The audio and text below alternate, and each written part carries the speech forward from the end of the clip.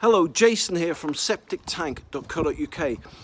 Are you looking for a small mini septic tank? Well, you can probably see one behind me. Yes, that's the amazing Cube septic tank. It stands at only 1.2 meters tall.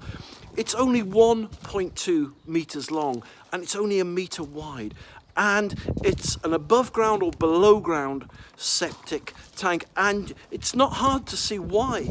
These are the most popular selling mini small septic tanks. They've got a robust steel cage in which they sit in.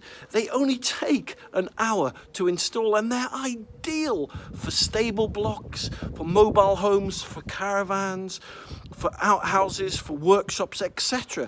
They've got internally, there we go. Internally, they've got a baffle, so they separate all the liquids and solids, and they're a non-domestic septic tank. So if you are on a budget, or if you're looking for one of the best-selling miniature kind of small septic tanks in the UK, then there it is. There's the Cube septic tank. So for more information about this amazing Cube septic tank, all you need to do is go to septictank.co.uk. I'll repeat that once more.